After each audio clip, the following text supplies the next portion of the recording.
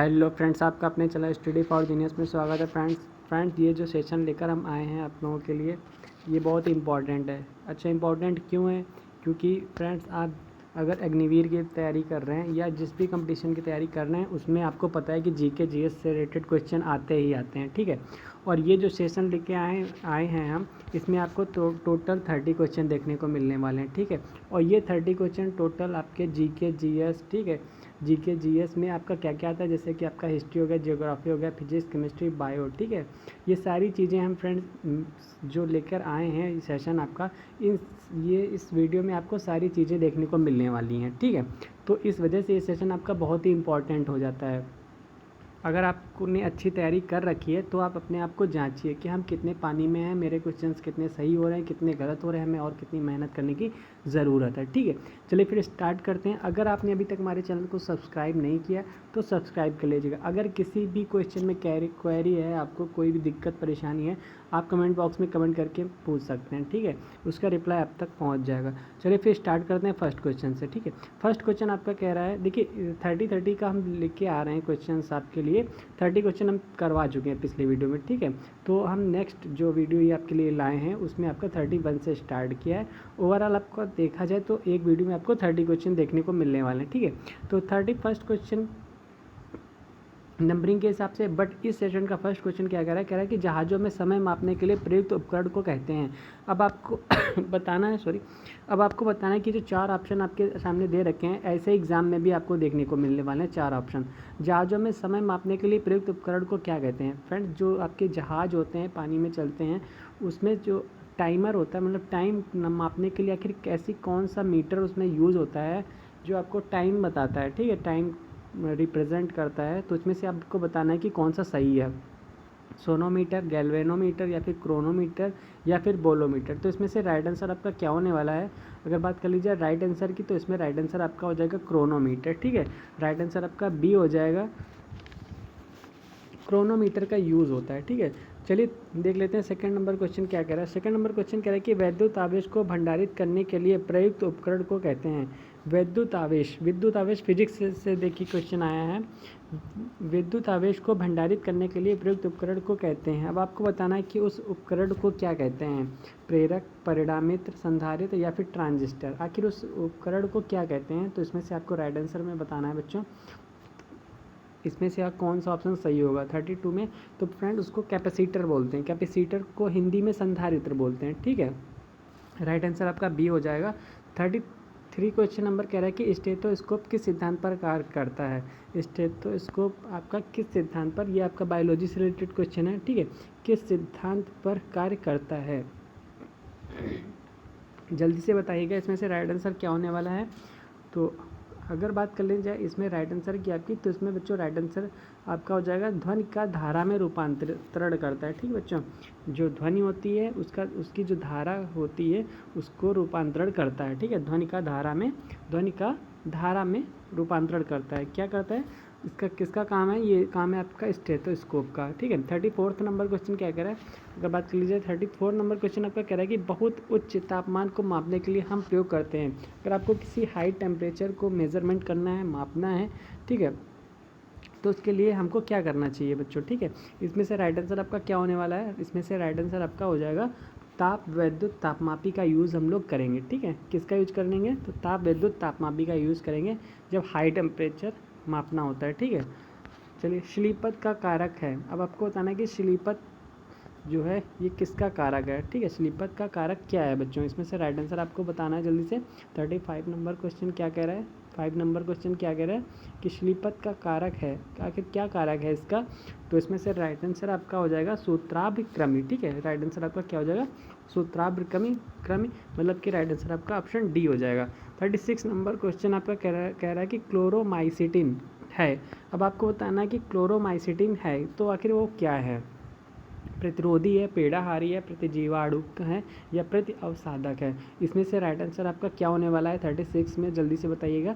तो अगर बात कर लीजिए 36 नंबर क्वेश्चन की कि क्लोरोमाइसिटिन है क्या, तो बच्चों क्लोरोमाइसिटिन जो है ये पूर्तिरोधी है, ठीक है। चीज़ों को पूरा करता है जो कि बॉडी में कमियाँ रह जाती हैं, ठीक है।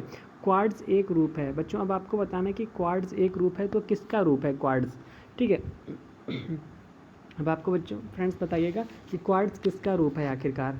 तो इसमें से राइट आंसर आपका क्या होने वाला है। अगर बात कर लीजिए इसमें राइट आंसर की, तो इसमें से आपका राइट आंसर जो है तो हो जाएगा सिलिकॉन हाइड्रोक्साइड का। ठीक है, सिलिकॉन हाइड्रोक्साइड का क्या है, ये एक रूप है। ठीक है बच्चों, तो राइट आंसर आपका ये हो जाएगा फर्स्ट। 38 नंबर क्वेश्चन आपका कह रहा है कि हाइड्रोजन के साथ सबसे अधिक यौगिक निम्नलिखित में से किस तत्व के द्वारा बनाए जाते हैं। ठीक है बच्चों, जो हाइड्रोजन है आपका, हाइड्रोजन के साथ सबसे अधिक यौगिक निम्नलिखित में से किस तत्व के द्वारा बनाए जाते हैं। तो इसमें से राइट आंसर आपका क्या होने वाला है, जल्दी से बताइएगा। 38 नंबर क्वेश्चन की बात कर ली जाए तो हाइड्रोजन के साथ, हाइड्रोजन आपको पता है हाइड्रोजन किससे रिप्रेजेंट करते हैं, H2। ठीक है, ये आपका हाइड्रोजन का सिंबल है। हाइड्रोजन के साथ सबसे अधिक यौगिक निम्नलिखित में से किस तत्व द्वारा बनाए जाते हैं।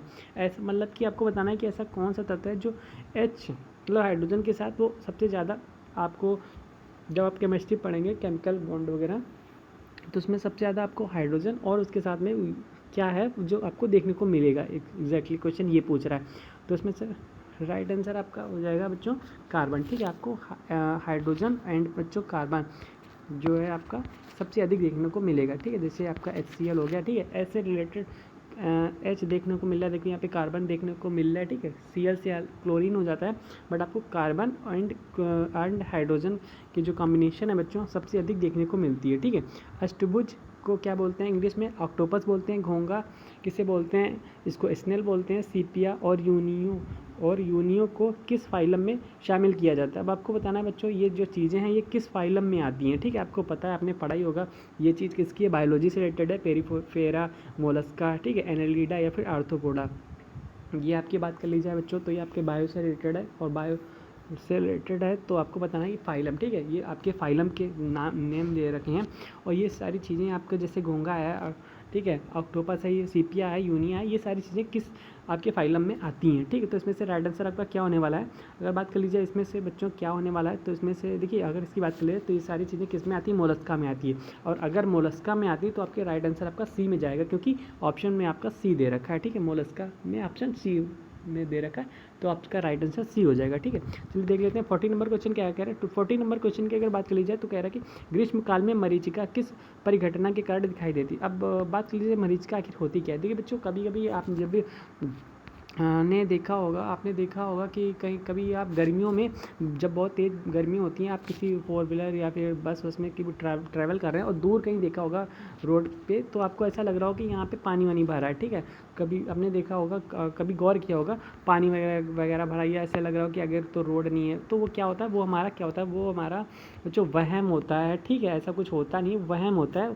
उसी वहम को मरीचिका, एक प्रकार से मरीचिका किसको बोलते हैं, वहम को बोलते हैं। जब आप रेगिस्तान थार राजस्थान वगैरह में जाएंगे बच्चों ना, ये सारी चीज़ें आपको बहुत ज़्यादा देखने को मिलती हैं। ठीक है, देखिए ग्रीष्म काल में मरीचिका किस परिघटना, तो आखिर what is the reason behind, इसके पीछे आखिर रीज़न क्या है, कारण क्या है, आखिर क्यों मरीचिका बनती है, तो इसके पीछे क्या लॉजिक है बच्चों। ठीक है, तो उसी का आंसर आपको बताना है। तो अगर बात कर ली जाए तो बच्चों ये होता है प्रकाश का पूर्ण आंतरिक परावर्तन। ठीक है बच्चों, ये वर्ड आपको ध्यान रखना है, आपको टोटल मतलब पूर्ण आंतरिक परावर्तन आपको बिल्कुल ध्यान में ही रख लेना है। कभी भी मरीचिका वर्ड आ जाए ना तो आपको पूर्ण आंतरिक परावर्तन पे टिक लगाना होता है। ठीक है, ये हम आपको एक लॉजिक बता रहे हैं, आँख बंद करके आप लगा सकते हैं और आपका आंसर हमेशा हमेशा सही ही निकलेगा। ठीक है, ये हमारा एक्सपीरियंस कह रहा है पढ़ाने का। ठीक है, 41 नंबर क्वेश्चन की बात करी जाए तो धातुओं के पृष्ठ पर एक उपयुक्त तरंगदैर्ध्य का प्रकाश पड़ने पर इलेक्ट्रॉनों के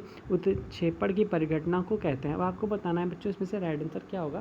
देखिए इसमें क्वेश्चन कह रहा है कि धातुओं के पृष्ठ पर एक उपयुक्त तरंगदैर्ध्य का प्रकाश पड़ने पर इलेक्ट्रॉनों के उत्क्षेपण की परिघटना को आखिरकार क्या कहते हैं। तो अगर इसकी बात कर ली जाए तो इसमें से राइट आंसर आपका क्या होने वाला है, इसमें से राइट आंसर आपका हो जाएगा बच्चों प्रकाश वैद्युत प्रभाव कहते हैं। ठीक है, मतलब कि आपका क्या होगा, प्रकाश लाइट और इलेक्ट्रिसिटी इफेक्ट। ठीक है, प्रकाश विद्युत प्रभाव इसका राइट आंसर, मतलब कि ऑप्शन आपका सी सही हो जाएगा। 42 नंबर क्वेश्चन कह रहा है कि सिंधु नदी की एक सहायक नदी जो हिमाचल प्रदेश से होकर बहती है। एक देखिए बच्चों, जो सिंधु नदी बहती है उसकी एक सहायक नदी कौन सी है जो हिमाचल प्रदेश मतलब कि आपका HP मतलब हिमाचल प्रदेश से होकर बहती है। अगर आपको पता होगा कि हिमाचल प्रदेश में कौन सी नदी बहती है जो बहुत ही फेमस है, तो आप यहाँ तक पहुँच सकते हैं बच्चों, ठीक है। अगर बात कर लीजिए हिमाचल प्रदेश में आखिर कौन सी ऐसी सहायक नदी बहती है, तो इसमें से आपका राइट आंसर क्या होने वाला है, तो इसमें से बच्चों राइट आंसर आपका हो जाएगा व्यास, ठीक है। व्यास आपका राइट आंसर हो जाएगा, ऑप्शन मतलब बी, ठीक है। बात कर लीजिए डार्विन की पुस्तक जो है on the origin of species, अरे बहुत इंपॉर्टेंट बच्चों, ये आपको एकदम याद कर लेना है। ये डार्विन की पुस्तक है on the origin of species. Species क्या होता है, स्पीसीज़ होता है प्रकार, ठीक है, टाइप्स होता है, मतलब कि स्पीसीज का प्रकाशित कब हुई थी, ये कब प्रकाशित हुई थी, आपको ईयर बताना है एग्जैक्टली, ठीक है बच्चों। तो अगर बात कर ली जाए ईयर की, आखिर वो कौन सा ईयर था, तो इसमें से बच्चों कौन सा ईयर था, तो आपका था आपका 1859 ईयर था आपका, ठीक है। कौन सा ईयर था, 1859 है, तो राइट आंसर आपका बी हो जाएगा, ठीक है। चलिए नेक्स्ट क्वेश्चन देख लेते हैं। कह रहा है कि विश्व पर्यावरण दिवस कब मनाया जाता है। अब आपको बताना है कि विश्व पर्यावरण दिवस कब मनाया जाता है, तो इसमें से बच्चों राइट आंसर आपका क्या होने वाला है। ये तो सभी को पता होगा कि विश्व पर्यावरण दिवस कब मनाया जाता है, तो 5 जून को मनाया जाता है। ऑप्शन आपका राइट सही हो जाएगा ये। निम्नलिखित में से कौन जहांगीर के दरबार में चित्रकार थे। अब आपको बताना है कि आखिर कौन था जो जहांगीर के दरबार में पेंटिंग का काम करते थे बच्चों, ठीक है। राइट आंसर आपको बताना है। और हाँ देखिए ऑप्शन में आपके 2 सही हैं, ठीक है, 2 लोग काम करते थे, मतलब कि आपको चित्रकार कौन थे, 2 लोग थे, तो आपको ऑप्शन के अकॉर्डिंग बताना है कि आखिर वो 2 लोग कौन थे बच्चों, ठीक है। तो अगर बात कर ली जाए वो 2 लोग कौन थे, तो वो 2 में से एक हो गया आपके अबुल हसन, ठीक है, और एक हो गया अकारिजा, मतलब ऑप्शन आपका बी तो सही ही बनता है, ठीक है। तो राइट आंसर आपका बी हो जाएगा। चलिए 46 नंबर क्वेश्चन कह रहा है कि निम्नलिखित में से कौन सा अवशिष्ट अर्जन है बच्चों। अवशिष्ट अर्जन है, आपको बताना है, बहुत ही अच्छा क्वेश्चन है। आपको बताना है कौन सा अवशिष्ट अर्जन है, ठीक है। अर्जन का मतलब समझ रहे हैं, किसी चीज़ को प्राप्त करना, अर्जित करना, ठीक है। तो आपको बताना है कौन सा अवशिष्ट अर्जन है, तो इसमें से राइट आंसर आपका क्या होने वाला है। तो जो आपका ब्याज होता है, जो रेट आपका होता है बच्चों, ब्याज जिसे बोलते हैं, वही क्या होता है, वो आपका अवशिष्ट अर्जन जो हमें ब्याज के रूप में, आप जैसे कि आपका 100 रुपये है, उस पर आपको जितना भी ब्याज मिला 10, 20, 50, वो आपका क्या है, वो आपका अर्जन है। कैसा अर्जन है, अवशिष्ट अर्जन है, ठीक है।